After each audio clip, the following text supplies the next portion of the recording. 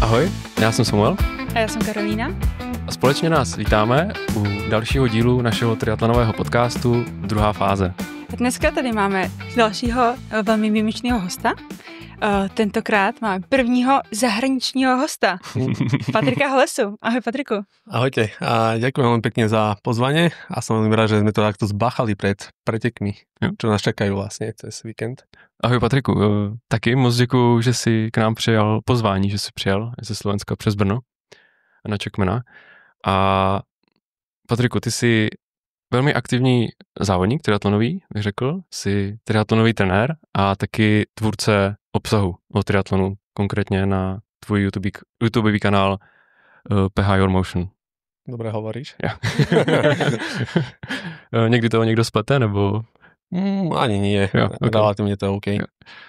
Ešte som silový trenér, vlastne v silovom condition centre PH Your Motion, ktoré je vlastne nadstavba na celé toto cel. Jasně. A inak, ja som to povedal správne.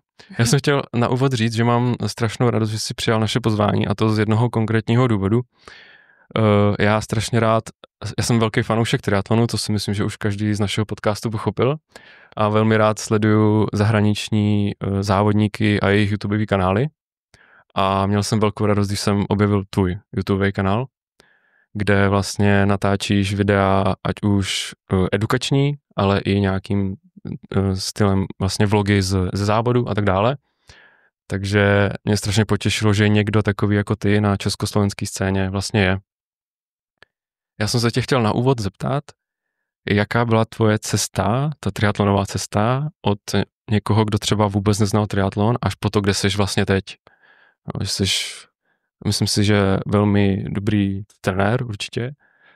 Seš závodník, hobby závodník s poměrně, si myslím, krásnou výkonností a jsi někdo, kdo tvoří videa o triatlonu na YouTube a myslím si, že s velmi vysokou produkční kvalitou.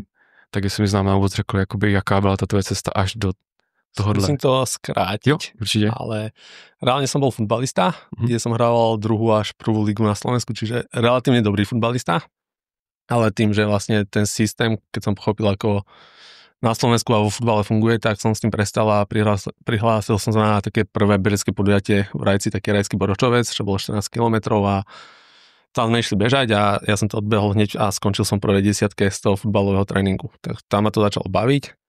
V Rajci je Marathon klub Rajc, ktorý organizuje už 40 rokov maratón. Tak som im hneď napísal, že či sa môžem prijať do klubu, že začalo ma to baviť a oni, že registrovali sme ťa tuto na preteku, že porazil si tam všetkých našich bežcov až na jedného a že ideme teraz do Prahy, to bolo že v útorok a že v sobotu ideme do Prahy, že nechceli zbežať polmaratón, tak som povedal, že hej, že idem. Tak som si našiel nejaké tabulky, že top 10%, že za koľko to behajú, tam to bolo, že nejakých 4,25 mi to vyšlo, tak som to nahodil do kalkulačky tempa a išiel som bežať do Prahy a bolo to hrozné. Že bežal som to za nejakých 1,37, ale pamätám si, že som tam grcal, bol v tojtojke a to bol strašný zážitok a ja hovorím, že tie ťažké zážitky vlastne človeka nadchnú pre tú činnosť, respektíve mňa vo väčšine prípadov. Tak potom som začal venovať atletike a až som sa dostal takému asi najlepšiemu trénerovi na behy na dlhé vzdialenosti na Slovensku, Dušanovi Valentovi. A ten ma asi tak najviac ovplyvnil, že ja už som 4 roky pracoval a až po 4 rokoch som išiel na vysokú školu, aby som sa mohol venovať viac tej atletike. A popri tom som začal študovať trénerstvo a učiteľstvo, ktoré som nedoštudoval. To je ďalšia taká fáza života, ale vlastne mám bakalára, mám štvrtý najvyšší stupeň atletiky. A už popri tom som vlastne začal trénovať deti a vedel som, že nechcem robiť to, čo som robil predtým, čiže tá motivácia taká vnútorná, že už sa nevráti niekde do haly zvárať, tak bola veľmi vysoká, tak som založil také pohybové centrum v Rajci, PH Your Motion, ktoré funguje doteraz a vlastne začal som sa vzdelávať, začal som robiť triatlon a triatlon je tiež taký, že ten klub, čo robil v Rajci maratón, tak robil cross triatlon a cross duatlony. A robili cross triatlon, tak z toho bežeckého tréningu som išiel na prvý taký horský triatlon. Si pamätám, že sme mali 26 kolesa, boli tam ešte pedále, neboli tie nacvakávacie, ale normálne si mal tenisky a v tom si išiel a ti skákali nohy. A vtedy som tam tiež nejako celkom dobre skončil, na to, že som v živote neplával a tam sa plával nejaký kilometr, to som nejako zaplával z toho, že som chodil na kúpalisko a z toho, že som mal vlastne na škole potom nejaké plávanie.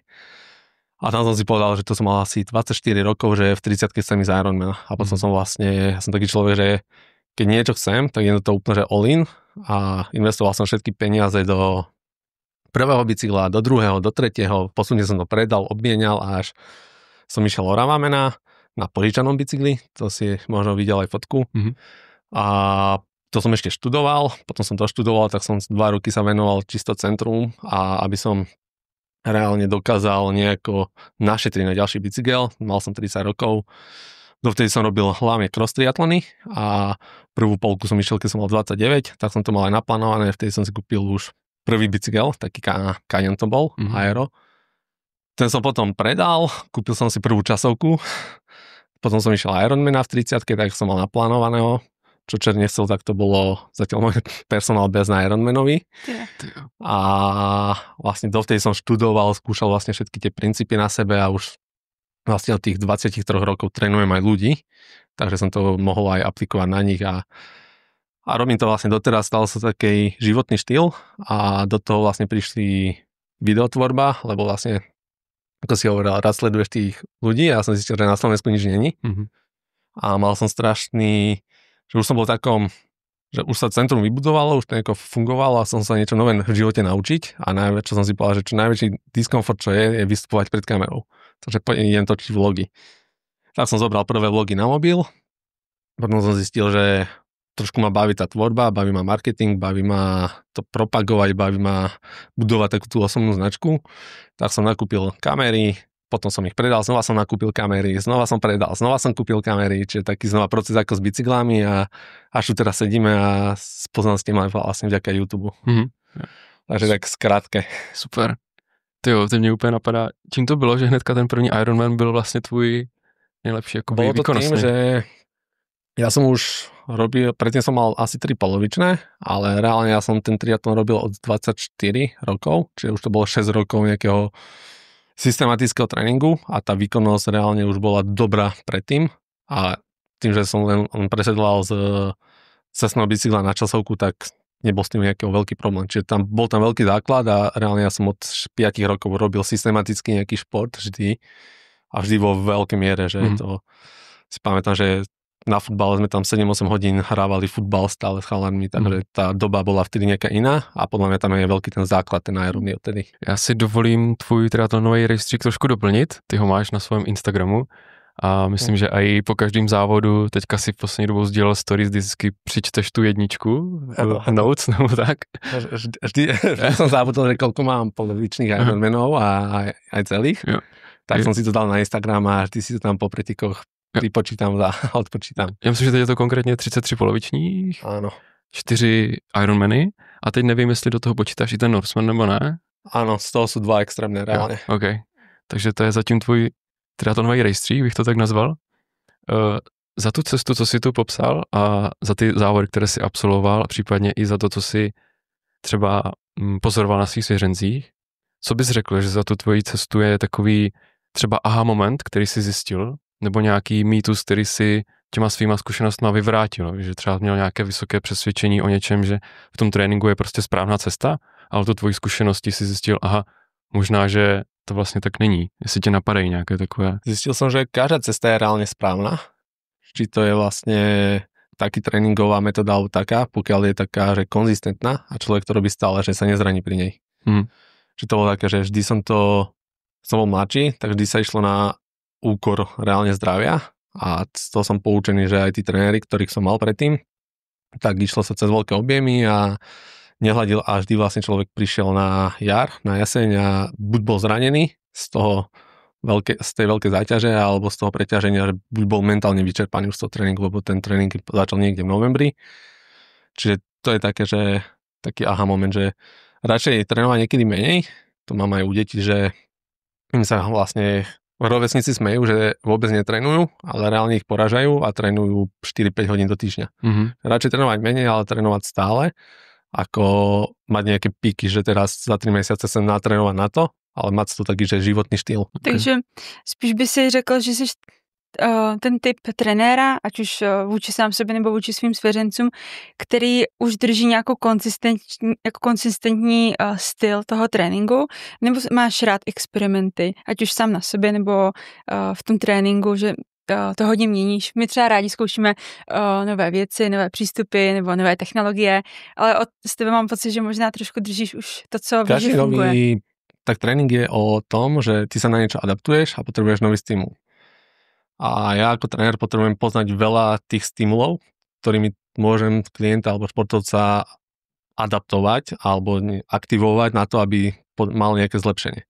Ale vždy to ide cez ten základ tej vytrvalosti a tej konzistencie, že nech u mňa je primár vždy, aby človek bol zdravý a potom môžem s ním experimentovať. Mm-hmm. A ja som to mal tak, že som mal 5 sezón a 5 sezón som išiel rôzne metódy. Buď som skúšal norskú, potom 80-20, potom som skúšal nerobiť vôbec VO2 max a hen také a zistil som, že v každej sezóne som výkonovo rovnako, pokiaľ som sa udržal zdravý. Mm-hmm. Ale menilo sa to tým, že bolo to pestré zase. Že kdyby si pokračoval pořád třeba v jedné metodě, tak si myslíš, že by si začal spíš... Skôr by ma to prestalo baviť, si myslím. Čiže baví ma experimentovať na sebe a skúšať vlastne tie nové technologické hračky a vždy to mám tak, že nejaký rok si tú hračku vyskúšam a až potom to niekomu odporúčam, že aby si to zaradil do tréningu ako core body, bežecký wattmeter bola skvelá vec napríklad. A můžu se teda zeptat, jakou třeba z těch metod aktuálně aplikuješ pro svůj trénink? Já myslím, že teďka se připravuješ na Ironmana. Všetky. Takže už si z každého téme... Som si našiel za tie roky aj u klientov, aj u seba taký štýl, že mám každý rok, že rozdelím si ho na určité fázy a v každej fáze rozvíjam nejakú silnú stránku alebo slabú stránku alebo určitú predispozíciu, že tým, že keď chcem ísť na Ironmana, tak nepotrebujem mať aktuálne vysoké VO2 max, ale rozvíjam vlastne ten zóna 2 prach, aby som ho posunul čo najbližšie k tomu anaerobnému. Mm-hmm. To je môj cieľ reálne. Yes. Ale keby robím cyklistiku, tak môjim cieľom je čo najlepšie absorbovať laktát alebo 1500, tak robím úplne iný typ tréningu. Mm-hmm. A to je vždy vlastne od toho cieľa toho tréningu alebo toho cieľa toho klienta, že čo chce ísť, ako chce ísť. Niekto sa rád gumuje na tréningu, či ty toho človeka spoznáš a schválne mu ich tam dávaš tým. Niekto je rád taký, že je iba trénuje.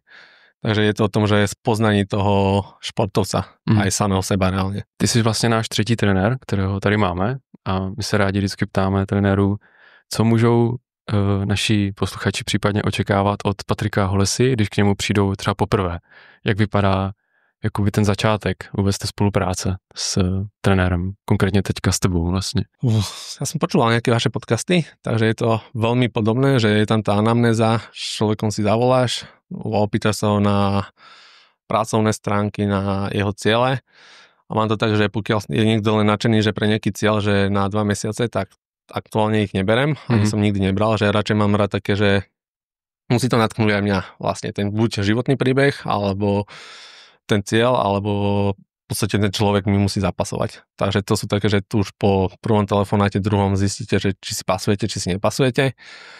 Potom mám také, že ja to hovorím, že cvičné 2 mesiace, že kde vlastne vysvetľujem človeku alebo športovcovi, čo od neho očakávam, on si zvyká na ten systém, že cez tréning peak trénovať, zisťuje, čo znamená subthreshold, threshold, všetky tie zóny, lebo každý tréner pracuje s inými zónami, s inými metrikami. Ja to mám svoje metriky, s ktorými pracujem už skoro 10 rokov a zatiaľ ich aj nemením. A vždy si ho otestujem na nejaké testy na diaľku. To je tak, ale tie testy sú len, že napríklad beh na 5 km a už za tú dobu viem určiť, že cca z toho testu, že kde sa pohybuje asi jeho laktátový prach, tam zistíš jeho morálno-volové vlastnosti, že či to vzdáva alebo nezdáva, prepaluje. A potom po nejakých 2-3 mesiacoch si ho rád otestujem vlastne u mňa na laktátovú krivku aj s moximetrom a tam to rád vidím vlastne, ako on sa správa priamo pri záťaži, čiže taký priebeh a väčšinou najlepšie výsledky mám s tými klientami, ktorých mám už 2-3 roky a spoznáš ich, vyskúšaš na nich, čo sedí, nesedí a hlavne podľa mňa je dôležité ho spoznať, úplne do hĺbky a spoznať rodinu. A ty vidíš, že nemôžeš mu to dávať na úkor rodiny, musíš to trošku prispôsobovať, ty sa s tým hráš a vlastne ty meníš celej rodine ten život. A to je taká dosť veľká zodpovednosť ako trénera. A potom je úplne super, keď vidíš vlastne tie rodiny na pretekoch aj s tými deťmi a deti tam behajú alebo idú Ironman Kids, takže to je úplne super. že je to také celostné, ale vždycky je vlastne začiatok je pochopiť toho človeka a z začiatku je to také, že spoznávanie. A niekedy fakt, že s človekom si nesadneš alebo hľada niečo iné, lebo veľa je takých, že je nadšených z toho, že počujú niekde o trénerovi, že čakajú úplne niečo iné od trénera, ale potom zistí, že oni radi trénujú v komunite, tak tam odporúčam niečo iné, nejaký iný prístup, lebo už je aj veľa triatlonových klubov. Že je to také že primárne mám ľudí takí, že čo neradi trávia čas niekde v komunite, alebo nemajú na to čas, tak by som to nazval, a chcú trénovať efektívne. Že sú niekde na vrcholovej pozícii, majú potom 2 hodiny na tréning, tak chcú to teď otrénovať a nemajú čas sa prispôsobovať iným ľuďom. Ty jsi mluvil o tom testování. Mně z tvých videí přijde, že to testování svých svěřenců děláš poměrně často. Jaká je ta frekvence toho testování? Čím človeka mám dlhšie, tým menšia. Alebo zo začiatku sa športovec rapidne zlepší, preto ho nerobím ani vždy na začiatku spolupráce, až po niekom 2-3 týždňoch, možno 2-3 mesiacoch. A mám to tak, že aspoň raz do roka, a respektíve aj sám seba sa trénujem raz do roka a už za tie roky to človek trochu cíti, že kde asi sa hýbu tie prahy a potom si to len otestujem a potom keď nie som si úplne istý u niekoho, že keď ide nejaké rejsové tempa, pretekárske tempa, tak si otestujem priamo, že či má laktát na tých tempách taký, ako má, že napríklad na XC Pol Ironmana, takže či sa mu hýbe laktát na těch milimoloch, aký by som si predstavoval, aby šiel Pol Ironmana. A když toho svěřence trénuješ dlouhodobě, dejme tomu, že už s tebou spolupracuje třeba rok, 2, není to nějaký úvod té spolupráce, tak v jaký moment je optimální to testování postoupit? Třeba na začátek té tréninkové sezóny? Ja si vždy na začiatku sezóny znížim prahy u športovca, a keď ho poznám, už ho mám dlhšie, tak vždy to znížim, lebo sám na sebe viem, že keď človek je do prípravy, tak očakáva, že bude v tých číslach, čo bol, ale realita je úplne niekde inde.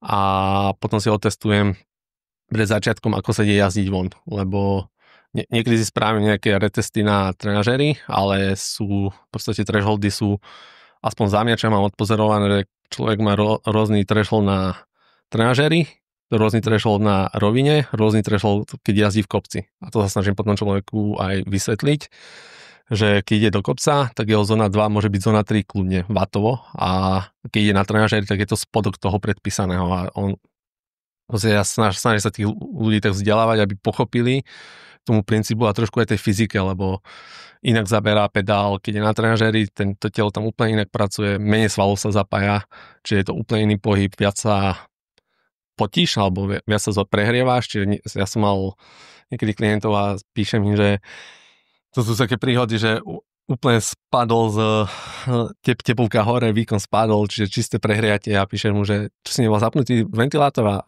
a to presne, že ďakujem vám, že robíte takýto postup, lebo mňa nenapadne napísať klientovi, už ma to napadne, ale prvne ma to nenapadlo, že by si mal dať na indoor tréning na ventilátor, aby sa neprehrial. Čiže sú také, že vtipné momenty niekedy, ale... Napadá mě na to, co jsi teďka řekl, že na trenažéry zabírají úplně jiné svaly, než když jdeš venku. Dává za tebe jako za trenéra smysl třeba na půlku, na celý Ironmana natrénovat jenom na trenažéru? Mně přijde, že jako hodně sportovců i profíků stráví většinu času právě na trenažéru, ale jestli třeba se tím o něco neuchuzují.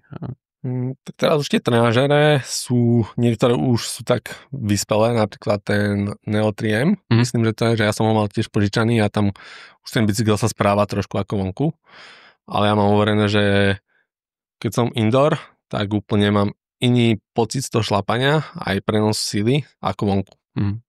A ja som taký, že čo najviac špecifickostí robiť a triatlon je šport, aby sa ho človek robil vonku. Tak ja rád jazdím vonku, aj nutím ľudí, pokiaľ není zima a není vonku tma, tak radšej nech jazdia vonku.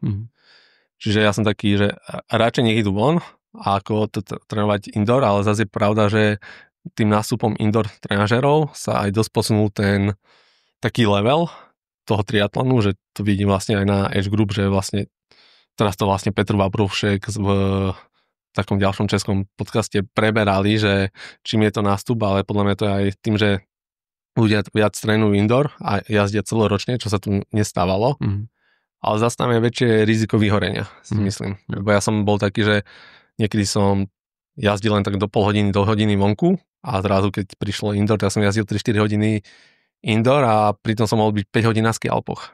Že z mentálneho hľadiska to bol úplný, ale zase tá výkonnosť, že tá cyklistická reálne forma bola dosť skora. Čiže dá sa natrénovať aj indoor, ale je to podľa mňa ťažšie, aj mentálne. A ten šport má robí hlavne radosť, podľa mňa. Jo. A indoor, neviem komu robí indoor radosť. Já vím, ale těm, co se u toho pouští náš podcast, jo. Nebo ti, co se u toho koukají na náš podcast, na tvoje videa, na Sandersovi videa. Nevím, jestli to Sandersovi robí radost. Některé ty videa jsou dost brutální. Ja som bol veľmi zastancom indoor tréningu a až potom som si uvedomil, že mi to nerobí radosť reálne, že robím to len preto, aby som to spravil. A vtedy som zistil, že ten tréning radšej pôjdem na hodinku a pol von, čo sa dá zniesť stále v tých zimách, čo aktuálne bývajú a užijem si vonok, užijem si veľa psychohygieny a príjem domov úplne oddychnutý, ako tam ešte počúvaš ženu, že kvapkám s potom na zem. A hlavne ani nenatrénuješ to ovládání toho kola, že jo? Z toho... No a práve, že cez zimu sa naučíš veľa techniky, a naučí sa dobre ovládať ten normálny bicykel, čiže tam ťa to nutí trošku inak šlapať zase, že spoznáš inú takú zábavu tej cyklistiky, lebo veľa ľudí má problém možno s tým, z toho indoor, že potom prídu na preteky a nevedia sa reálne správať v tých balíkoch, alebo nevedia jazdiť zakruty napríklad a tá technická zdatnosť, ktorá je veľmi zanedbávaná a to je vlastne, to vám môže niekedy ušetriť aj keď máte nejaký taký ako Zelamzi, je Kaprun, ten triatlon, tak tam vám to môže ušetriť v zjazde aj 5-6 minút, keď dobre viete zjazdovať. Mě ještě zaujalo, ty si říkal, že máš vlastní metriky, které u svých svěřenců sleduješ a pravděpodobně u sebe už třeba 10 let, takže jsou vlastně stejný. Můžu se tě zeptat na ty metriky, jaký to jsou? Ja som hovoril o prahoch, že zónach, ktoré mám určené. Ja fungujem na taký 8-zónový systém. Je to vlastne však Kugen. Okay. A s tým som reálne spokojný, aktuálne aj najviac mi to sedí. A čo sa týka metrik, tak primár sú u mňa na bicykli waty, že keď to je hobík, tak jedine ako ustrehnete je na waty, že keď mu dáte tam úplne rozmedzie, keď to je profesionálnejší hobík, tak už to môžete dávať na tepy, lebo už dokáže trošku ovládať sa všetko ostatné. Veľa dávam na vnímanú námahu, že taká, že občas to dám klientovi a niekedy niekto nevie, čo má vlastne robiť. Že napíš mi tam tempa. To byl přesně můj příklad. Áno. A pracujem vlastne s viacerými metrikami a snažím sa im to vysvetliť, že nie vždy každá metrika je daná, že keď napíšem tempo a ide bežať proti vetru, tak mal by si trošku skorigovať tú vnímanú námahu, že nemôže bežať to tempo v protivetre a také isté tempo s vetrom. Teraz je super, že už aj hrudný pás má wattmeter, čiže dokážu si to korigovať trošku s wattmi. Že u seba primárne používam aktuálne MOXy, že saturáciu kyslíku vo svaloch a waty. Že nič iné vlastne reálne na sebe. A na tú saturáciu používaš hodinky? Moximeter. Okay. Tým, že máme centrum a berem si ho vlastne so sebou na tréning tým, čo testujem. Si přilepí na stehno. Áno, máš to priamo, že máš a občas si zoberiem laktát z tréningu, že aby som si overil, že kde sa nachádzam. A když si říkal těch 8 zón, tak to aplikuješ napříč těma všema disciplínama třema? Nebo máš to různé pro každou disciplínu? Protože oni sú rôzne pre každú disciplínu. Na plávaní nemám zóny. Na plávaní mám len test, že na 1000 metrov a z toho sa odvíjam, že plus 5, plus 10 sekúnd, že tam to je veľmi jednoduché. Okay. A priam tam to mám, že sú rôzne tréningisti to už automaticky vyratáva na základe thresholdu a potom ja si ešte upravujem na základe laktátovej krivky, že ono, čo to vyrátá, tak niekedy niekto má viac rozvinutý ten aerobný prach, tak ten mu posúvam vyššie k tomu thresholdu, lebo napríklad ja mám rozdiel medzi aerobným a anaerobným prahom nejakých 5-6 úderov len a vlastne to je cieľom celého tréningu. A keď si dáte len jedno číslo do tých tabuliek, tak vám vzíde vlastne, že tú aerobnú bázu alebo aerobný tréning trénujete moc nízko. Ak ste dobre trénovaní. Čiže upravujem si to, že je to taký komplexnejší prístup, ale je to dôležité, nedem vás tým Ne, třeba konkrétně pro mě je to jako hodně zajímavý, takže jsem rád, že to slyším. Já jsem se v tom taky hrozně hrabala v tom nastavení té pečka, potom co je to od hotový skúsenosti podľa mňa, že lebo tiež som musel strašne veľa testov si porobiť a zistiť, že u veľa ľudí to funguje úplne inak. Až potom som zistil, že niekto aj na základe toho MOXy, že niekoho rýchlejšie prepína, kto je menej trénovaný, tak rovno ho prepne nad prach, neprepne ho ani do tempa zo zóny 2, čiže tam si musíš rozviazať zónu 1, čiže je to taký, že u každého to je iné. A tým, že to mám otestované na sebe, mám to otestované už na množstvo ľudí, tak ja s tým fungujem a ľudia s tým fungujú tiež nejako. Já jsem si dívala a ty testy v rámci vlastně toho vašeho studia, nebo kteří nabízíš i v široké veřejnosti, anebo jenom tím svým svěřencům? Áno, niekedy prídu aj externí, ale tam to je veľmi ťažké, lebo ja rád poznám toho človeka. Na externom to je také, že musí s ním viesť ten rozhovor predtým trošku, že kde sa asi nachádza a hlavne mu musíte vysvetliť, že aby to neprepadlo, pretože každý príde na testy a je úplne že wow, taký namotivovaný a tým, že ja rád robím testy v špecifických podmienkach, znova keď sa behá, tak radšej, pokiaľ nie je za zvonku zima, že nechcem to robiť na behatku, tak behajú všetko vonku, aj cyklistiku robím vonku a tam je ťažké spadnúť to, že už sa mi stalo párkrát, že prišiel človek na test a po prvom intervale mal 4,5 lakta, tak som ho poslal domov a musel prísť na budúce. O tom jsme se zrovna bavili. Já jsem říkala, že mají hobíci tendenci ty testy právě přepálit, že neumějí ten test udělat správně, že nám pak vyjdou strašně vysoké hodnoty. Ja som ešte nemal reálne nikoho, komu by som učil vyššie FTP, ako mal namerané z 20 minútovky. Vždy mal každý tie prahy nadhodnotené z tých testov svojich, lebo na tých 20 minút sa každý dokáže hecnúť, ale keď mu poviem, že má ísť iba pol hodinu napríklad, tak nikto nedokáže ísť v tom pol hodinu, nie ešte hodinu, čo hovoria vlastne tabulky.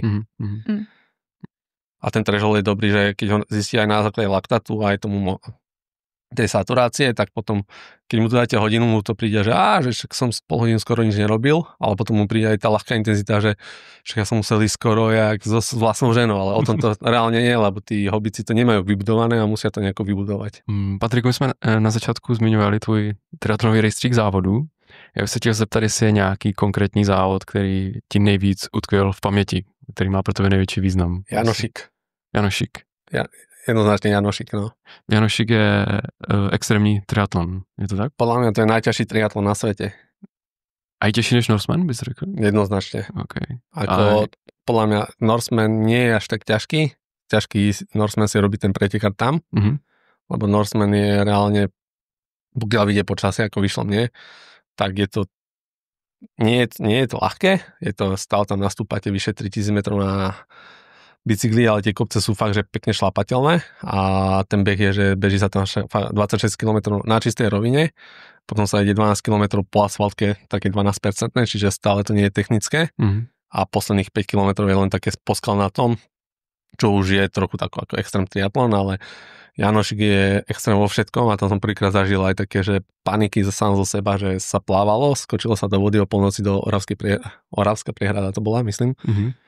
A zrazu mi ušiel prvý taký nor a zostal som tam sám. On ušiel aj, mali také bojky, ktoré svietili, čiže mal si aspoň nejaký bod, že, na ktorý vidíš a zrazu on odišiel o 100 metrov a nastala čierna tma a zrazu som zistil, že mám nejakú panický strach z toho a zrazu som videl len hviezdy. A stalo sa mi to 3-krát. Během toho jednoho plavání? No, behom asi 20 metrov. Znova som začal plávať, znova som prestal dýchať, znova som sa díval na hviezdy a som nevedel prečo. Jak jsi to projevil, ta panika?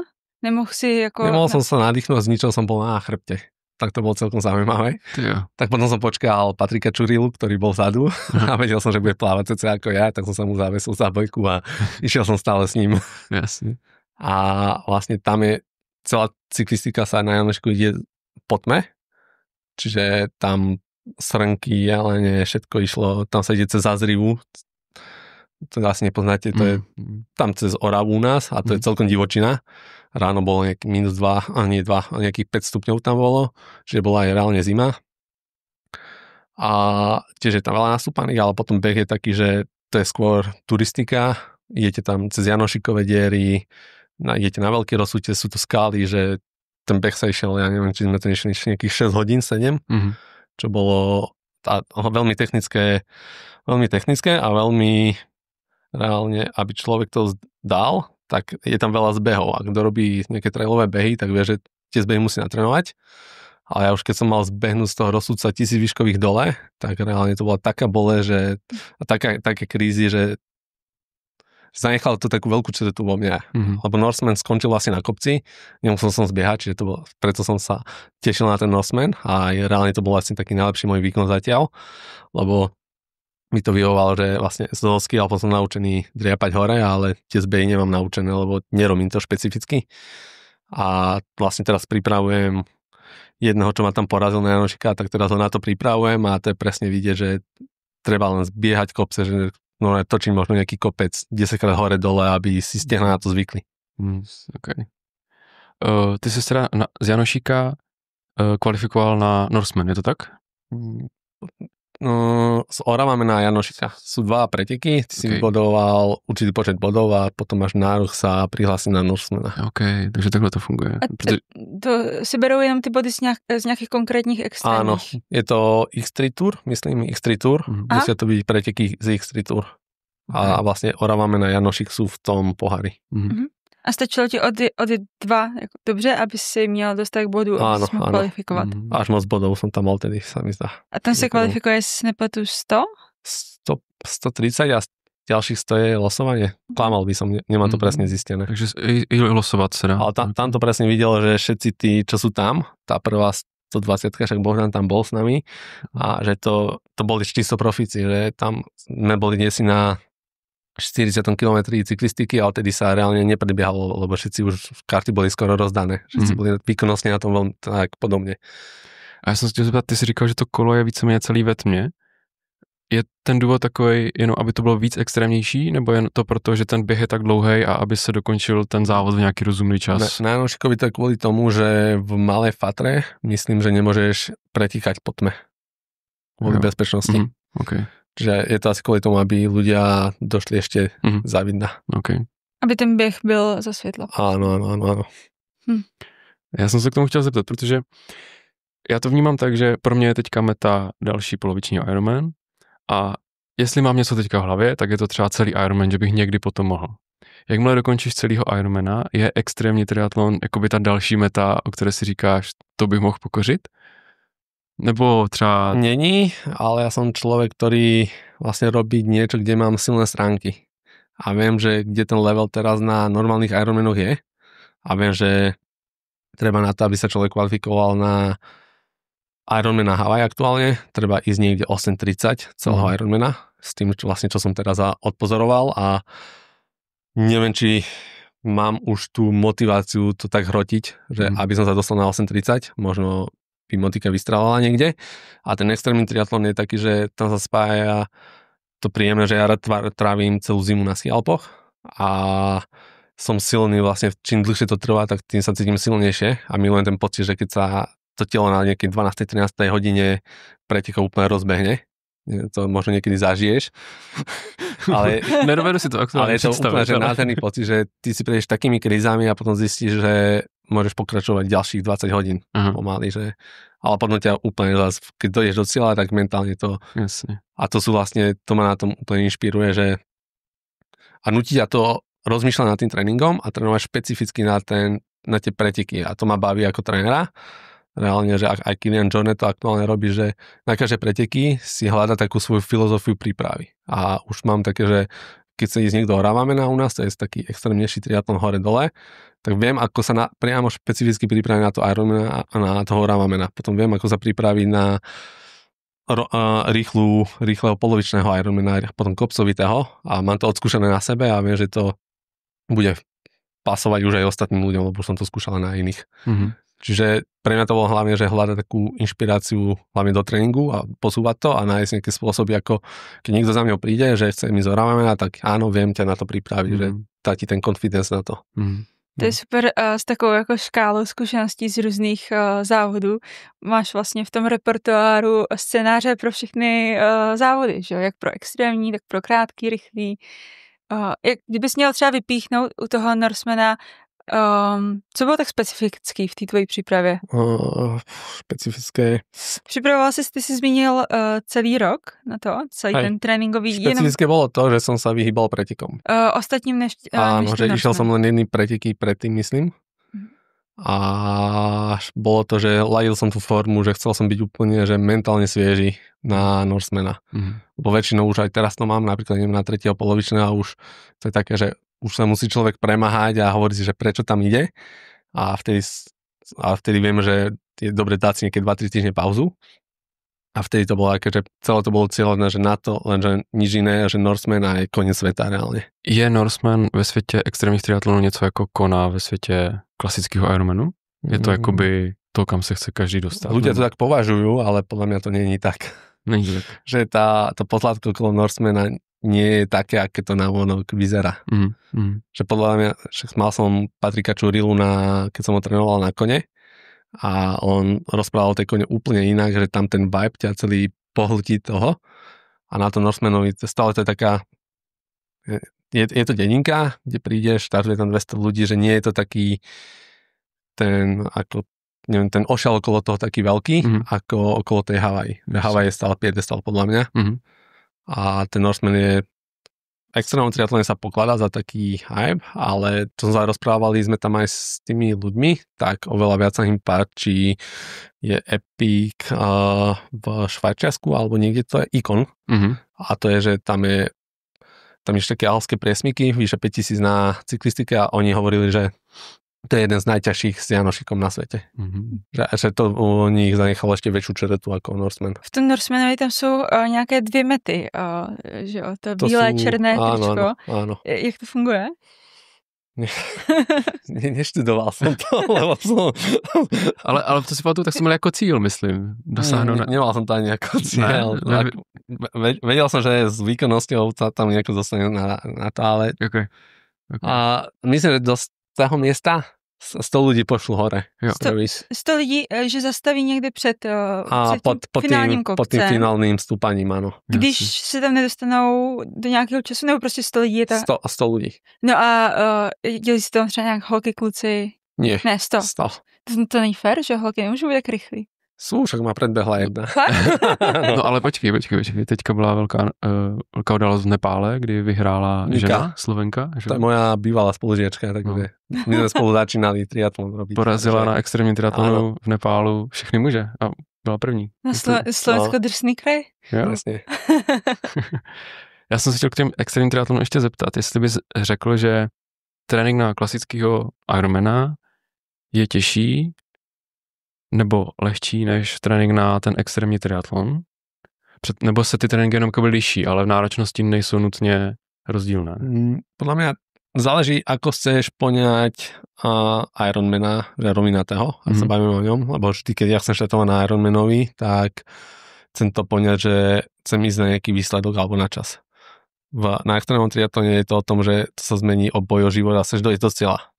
A nie v najlepšom čase, tam ten čas je druhorady, niekedy samozrejme pretekáš, ale väčšinou sa dostaneš do také fázy, že riešiš len sám seba a chceš dojsť do cieľa.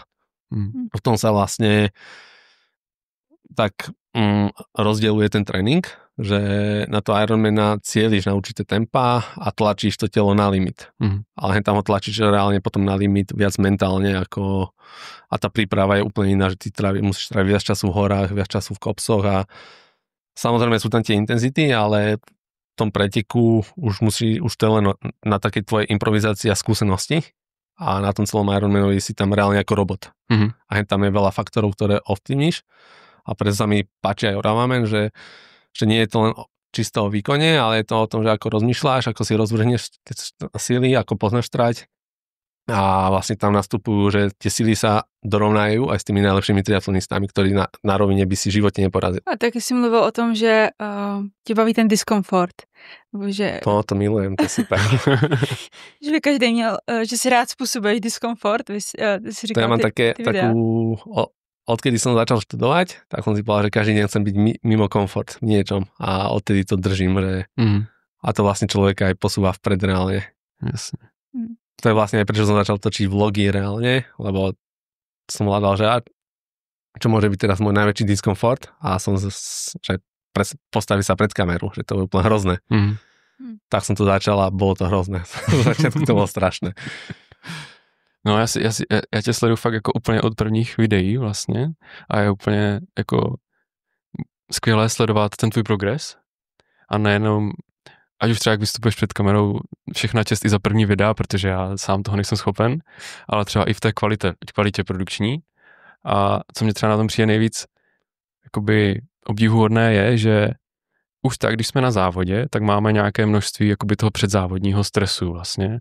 Jo, řešíme, nastavili jsme si dobře všechno v depu, jo, prostě kolo, jestli je technicky v pořádku, mám prostě v transition penzích opravdu všechno, co máme.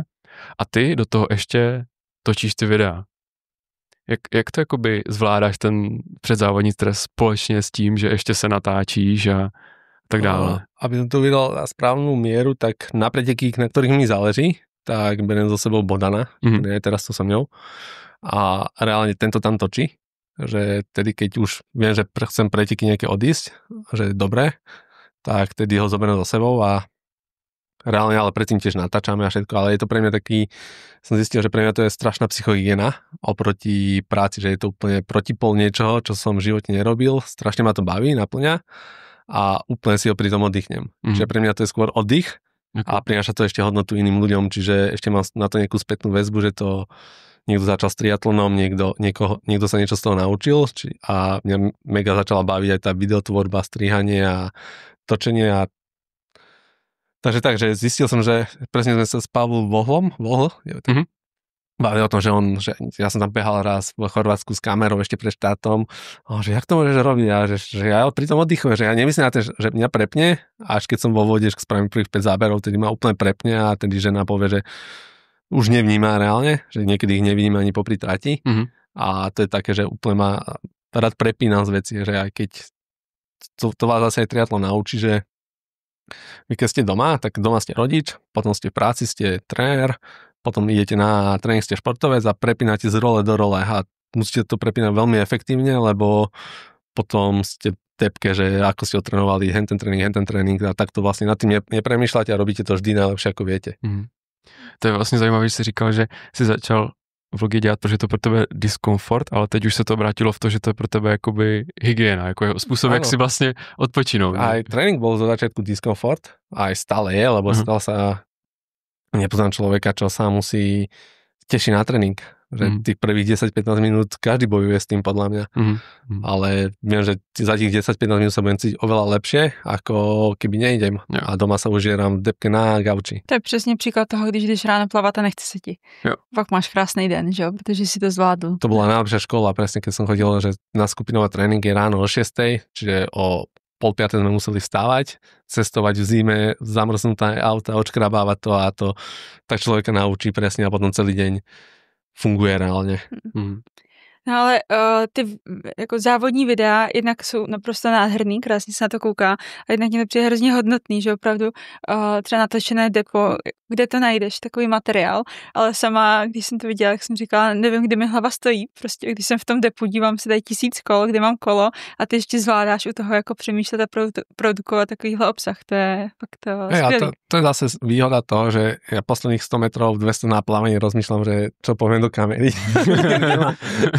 nie nad tým, že ako nevládzem, čiže to je aj také, že výhoda, že to som si všimol, že teda aj na pražskom polmaratone, tak reálne, že trošku zamestnáte tú hlavu a v podstate oklamete tú bolesť, čiže ja som zistil, že to je taký dobrý ťah, aj dobre na konkurenciu, že keď vedľa bežíte a ten človek nevládze, tak už párkrát som schválne vytiahol kameru, to mám presne historku z behy lesmi, bolo v Čičmanoch a bežali sme už dvaja, už sa to rozhodovalo, bolo nejaký 15. kilometr, bežali taký kopec a som videl, že je na limite ten človek, tak ja som vytiahol kameru a začal som rozprávať, že posledné stúpanie, blá, blá, blá a som videl, jak jeho len vyplo a som dobiehal potom sám do cieľa, čiže je to dobrá taký nástroj, ale nebudem prezrázať veľa, lebo raz som povedal vo videu, že dávam si karbonové tenisky na taký cross jeden a na druhý rok tam mali všetci karbonové tenisky a už ma všetci obehli, tí první 5. Takže příští rok budou všichni s kamerou na závodech. To dúfam, že nie. A už teraz to bolo v Prahe, už som videl, že viac ľudí tam behalo s kamerou a je to dosť nebezpečné, čiže to neodporúčam robiť dosť. Ja mám ešte tú výhodu, že bežím v tej vlne, kde nás reálne není veľa. Že tam to je ešte reálne bezpečné, že 90% času na pretekoch ja trávim sám, čiže môžem si to tam nejako dovoliť, ale že neviem si predstaviť hobika, ktorý beží v tom dave, ešte medzi kockami, tramvajovými kolajami a ešte sa díva do kamery a hovorí tam niečo, čiže to odporúčam, že radšej to nerobí, lebo a hlavne na cyklistike a to, že je to nebezpečné. Já bych spíš čekal, že když na mě někdo namíří tu kameru, tak vlastně zrychlím, že jo, aby na té kameře jako vypadal jako líp, že jo, že mi to běží, takže zajímavý, že u toho tvého soupeře to mělo ten efekt, že ho to jako vyplo. No. Takový psychologický tah, no. Každopádně já vidím v těch tvých videích, že jsou je tam hrozně hezky komunikovaná ta emoce. Jo. Když se podívám na video třeba ze závodu, tak úplně najednou mám husí kůži, mám chutit závodit. Tak... Emocia predáva. Bohužiaľ. Ale že jakoby vidím, že máš k tomu taky svůj srdcový vztah k tomu triatlonu, že to je tvoje vášeň. Nerobím veci, ktoré ma nebavia v živote už a som sa naučil vlastne tedy, keď som pracoval a robil niečo, čo ma vôbec nebavilo a nenaplňalo, takže... No, takže jak jsem se tě ptal, co může od tebe jako hobby, který třeba za tebou přijde, že by rád s tebou spolupracoval, očekávat, tak jako moc hezký bony jsou ty fotky a videa ze závodu, že jo? Protože já vždycky říkám, ty vždycky po každém závodě máš takový ten sled stories, vlastně s moc hezkýma fotkama svých svěřenců. A já vždycky říkám, to je úplně super, jakože já bych chtěl mít taky ze závodu takový fotky, takže... To je aktuálne tá pridaná hodnota, ale hej, pochvalujú si to, ale je to také... Je s tým veľa roboty, to je pravda. A beha tam s tou kamerou, že niekedy si pripadáme fakt jak šašok, ale je to 2 roky dozadu v Šamoríne sme to prehnali, deň predtým sme tam behali, sme tam točili, každého fotili a som mal 30 000 krokov a na druhý deň som mal pretekať, tak to bolo, že som asi prvého jediného Ironmana zabalil. Tak tento rok som tam len stál a našťastie behal Bohdan a točil ich. No ale i teď mi přišlo, že jste v tu sobotu před tím tvým závodem v Šamoríne jako hodně tam chodili a fotili a tak. No to už za tie roky vieme, kde sa len postaviť. Jasne. A už sme nemuseli toľko chodiť. Ale že už keď som tam, tak chcem vlastne tým klientom alebo zájemcom poskytnúť niečo navyše. Keď už má ten foťák v ruke, tak nech majú nejakú pamiatku na tie preteky, lebo potom sa dopatrali nejaké fotke z pretekov, tak je niekedy, buď to je za nejaký príplatok, alebo niekedy sú ani nie tie fotky nikde. Takže je to takto, že super. A hlavne, čo ma teší, že oni si to potom doma pozerajú ako kino, tie reporty niekedy z pretekov, že deti si to púšťajú, tak to je úplne, že super, že to ma potom motivuje robiť tie ďalšie videá. Že keď vidím, že mi pošlú, ako sa ich malé deti dívajú na to, a večer před spaním, tak to je úplná pecka. No, protože je to takový kinematografický formát, je to hrozně hezký, divácky atraktivní, asi ta postprodukce, co tam mícháte zvuky a hudbu, tak člověka to úplně pohltí. Jak to stíháte vůbec všechno potom zprocesovat po těch závodech? Ještě do toho máš vlastní trénink a rodinu. Já si taky někdy říkám, že to je úplně neskutečný, protože skončí závod a Patrik do jednoho dne vydá video. Prostě. Já jsem ještě ani neudělala storíčko na Instač. Neviem, opýtajte sa moje ženy. Jasne. Ale nie, mám to naplánované, takže vždy, keď niečo robím, tak to robím úplne na 100% a venujem tedy tomu ten fokus a potom vlastne rád to dokončím a posuniem to ďalej hneď. Potom ide na úkor nejaká jedna vec, ale vždy mám vlastne ten týždeň rozdelený tak, že keď viem, že sú preteky v nedelu, tak viem, že v pondelok chcem dať von video, tak už robotu mám nadrobenú, že až v útorok mi stačí pracovať a vlastne tedy v pondelok venujem, aj tak som rozbitý, tak by som doma aj tak sedel, tak som za počítačom. Ale reálne fungujem v takých rutinách väčšinou, že viem presne, keď je útorok, že čo idem robiť, ako robím a tak, no, neviem. Triatlon vás naučí podľa mňa si mega dobre manažovať čas. 38. disciplína triatlonu, time management. Hej, ale to je podľa mňa základ, že netrávíš život potom takými nezmyselnými vecami, alebo čo ti nedávajú zmysel, že niekedy, keď si pozriem, že watch time na Instagrame, zistím, že som tam 2 hodiny, ale potom si pozriem, že ja vlastne 2 hodiny som tam niečo robil a neskroloval som tam, ale keď zistím, že som tam scrolloval, to ma ide skoro poraziť a mám také vyčítky sám do sebou.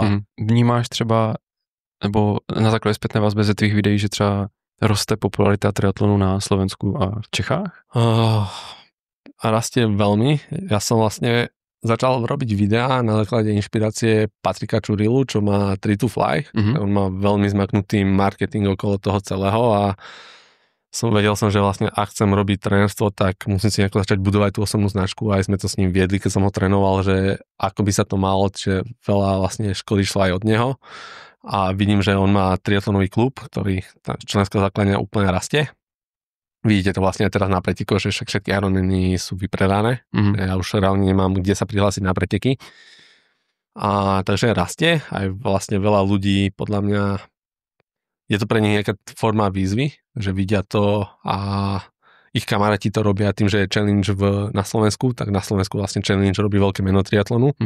A je to vlastne, že vy ste tam boli, že také fakt, že vrcholové podujatie. Ja si ho pamätám ešte 8-9 rokov dozadu a tedy to Slováci tak odsudzovali a teraz tam je ten triatlon, je tam šprint, čiže každý si nájde to svoje.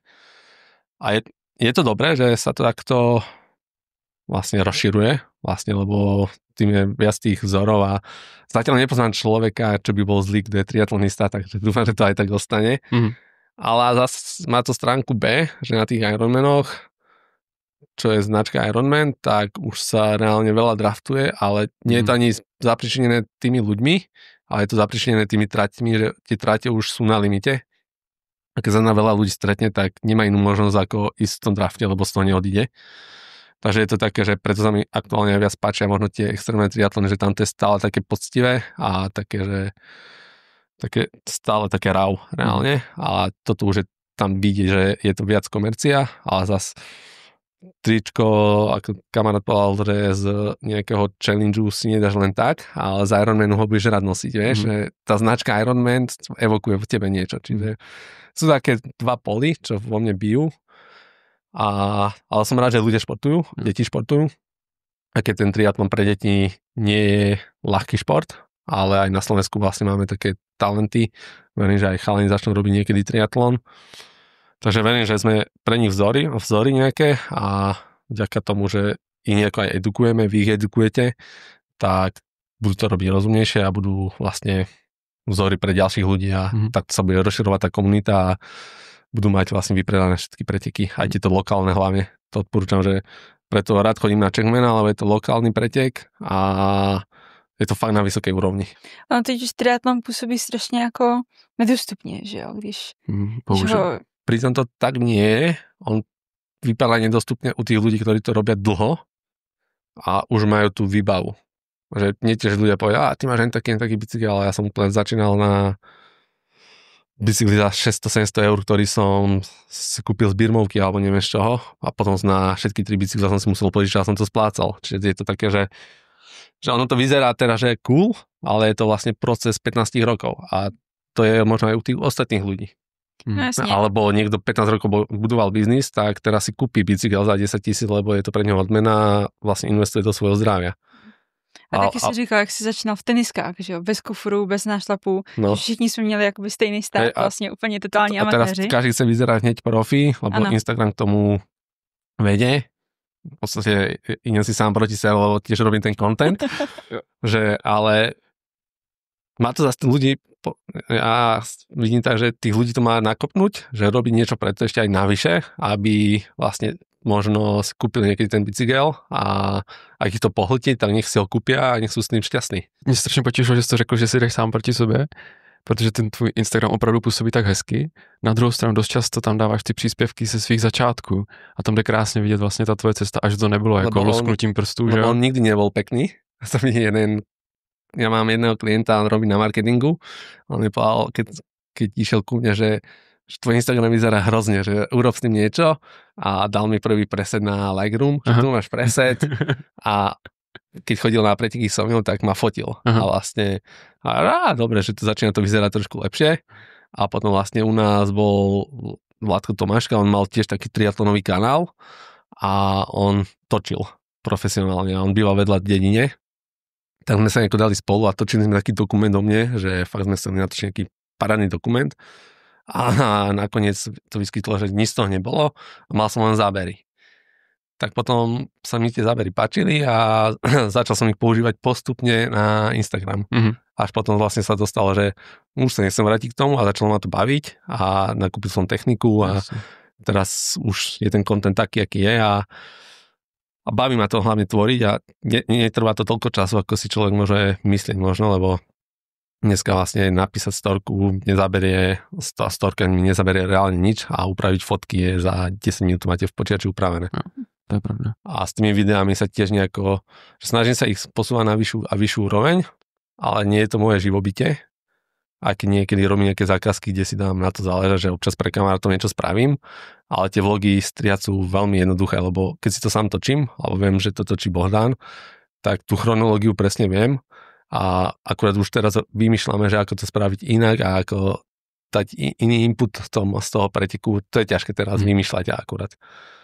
Jo, tam je krásně jeden posunek z Itálie, jak jste teď byli na tom závodu, teď nevím, jak mi to vypadlo. Áno. Jo, tak tam máte ty záběry, kdy pravděpodobně Bohdan jede na tom nějakém vozítku. No, bežal a mal v ruke Ronina. OK. To byl naprosto stabilní záběr, vlastně úplně jako luxusní. A si říkám, tak kluci to moc hezky posouvají, klobouk dolů.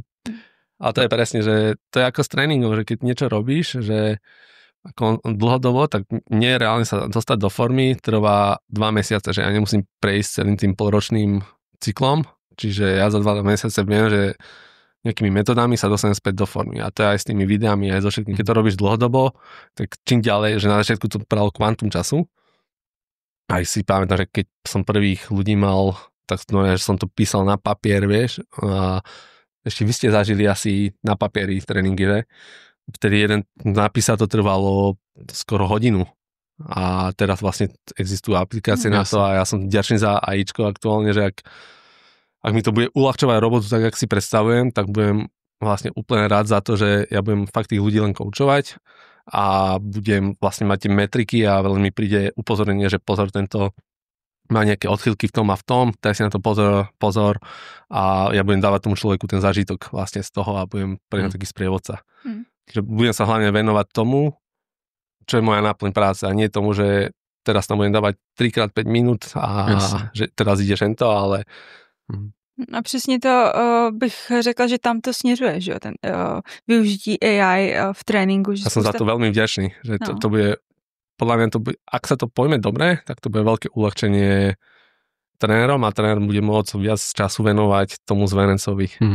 Přesně, protože ty nemáš jakoby kapacitu, aby zkontroloval každý... Jako máš, aj to robím, ale je to strašne zdlhavé. Radšej by som uvítal, keby mi ráno príde nejaký report, že tento to splnil tak, že nejaký report tých klientov, že išli v týchto zónach, tento tam mal odchýlku voči inému tréningu oproti, že pozri sa, alebo že inak zaberal, že už je teraz vlastne aj dynamika záberu a všetky tie metriky, že mal väčšiu telesnú teplotu, ako by mal mať, pozri sa, že či sa neprehral. Keby mi to takto príde do nejakého, neviem, newslettera alebo podcastu ráno, že si to vypočujem na 10 minút, čo je za chvíľku možné podľa mňa, tak len tomu klientovi zavolám, že počuj, že nešiel si na to dobre vyriešené alebo necítiš sa zle, že nejde na teba niečo, lebo teraz mi to príde a príde mi iba upozornenie, keď niekto pije. Lebo mne ukazuje HRVčko a hento a tedy sa tam skočí na červené, tak vieš, že buď sa niečo tiahlo a niektorí to zistili, tak si dávajú dlhé hodinky, tak viem. Teď si úplně zapl můj vývojářský mozek a úplně jsem přemýšlel, jak to celé naprogramu. To by jako, podle mě to nemusí být vůbec těžký, jako tohle udělat. Není to ťažké a čakám, že Training Peaks by mohol s niečím prísť, nejakým aspoň takým sumánom, lebo je to priamo trénerská platforma, nie je to užívateľská platforma, že nejdeš na Training Peaks len tak, že si tam budeš sám robiť, lebo to ti vlastne aj Garmin Connect spraví, že ostatné, ale ideš tam kvôli tomu, že tam máš trénera reálne. Já to mám sebe. Patriku, co je pro tebe ta další meta v triatlonu? Nebo diskomfortu. Nebo v diskomfortu. Hľadám ju. Hľadám ju už rok, lebo vlastne tým, že som išiel Norseman, tak prišiel som do cieľa bez emócií.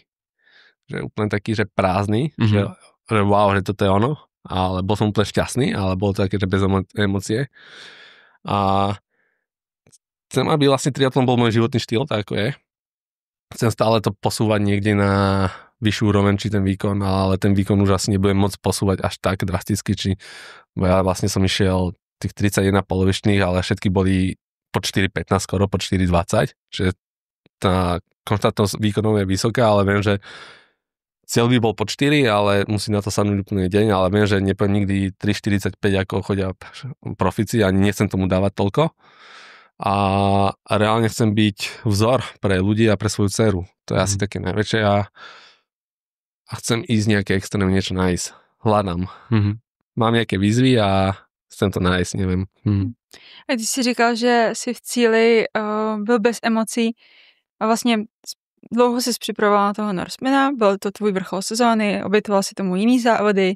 Co bylo potom, když skončil Norseman? Neměl jsi takovou tu typickou pozávodní depresi? Nie, hneď som sa prihlásil do Chorvátska. Přesně tak se řeší pozávodní deprese. Na Poreč? Na Poreč. A tam to celkom dobre tiež vypálilo. A neviem, čo bolo po Norsemanovi. My sme prišli domov, dlho som robil ten dokument o Norsemanovi, že to mi zabralo veľa ešte času, že to skoro mesiac som to strihal doma po večeroch a bol som tak vyžutý z toho celého, ale mentálne, že ani som nepomýšľal že len tak som sa vozil a trénoval. Ale nemám hen také stavy, ako máva možno niekto, že teraz po preteku má úplnú depresiu z toho, čo chce robiť, lebo ja by som športoval, aj keby som není preteky. Ja som to rozprával, že ja by som takto trénoval, aj keby nechodím na preteky, lebo mňa baví ten tréningový proces, baví ma spoznávať to telo a baví ma to vlastne aplikovať potom na druhých ľuďoch. A ja som niekedy zistil, že som bol skoro našťastnejší, keď bol COVID a sa nepretekalo a mohol som trénovať a do toho si dať nejakú 300 na bicykli. A tedy som mal najlepšiu výkonnosť reálne, lebo som sa neopotreboval zase na tých pretekoch. Čiže je to taký protipol, ale isto chcem robiť triatlon dlhodobo a reálne pre mňa je taký vzor, že Petrova Brošek, že on to robí tak konzistentne, rodine a že tak keby mám toľko rokov, čo on a chodím s takou výkonnosťou nejaké preteky, tak som rád. Ale akurát nechápem, ako môže chodiť stále tie isté preteky dokola. To na tým rozmýšľam, že aj teraz, keď točíme tie vlogy z toho, tak už ideme tretíkrát na Čechmena a už musíš rozmýšľať, že vlastne na to niečo budú mať nové.